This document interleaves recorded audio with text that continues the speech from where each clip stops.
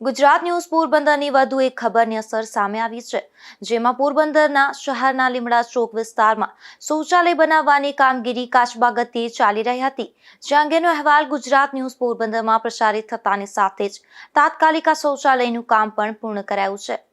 પોરબંદર શહેરમાં મહાનગરપાલિકા દ્વારા વિકાસના કામો કરવામાં આવી રહ્યા છે, જેમાં પોરબંદર મહાનગરપાલિકા દ્વારા શહેરના અલગ અલગ વિસ્તારમાં જાહેર શૌચાલય બનાવવાની કામગીરી શરૂ કરવામાં આવી છે।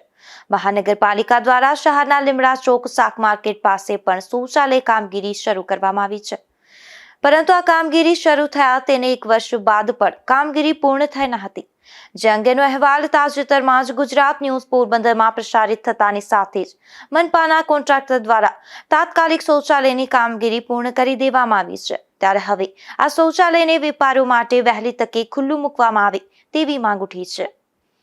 નિપુલ પોપટ સાથે અશોક થાનકી, ગુજરાત ન્યૂઝ પોરબંદર।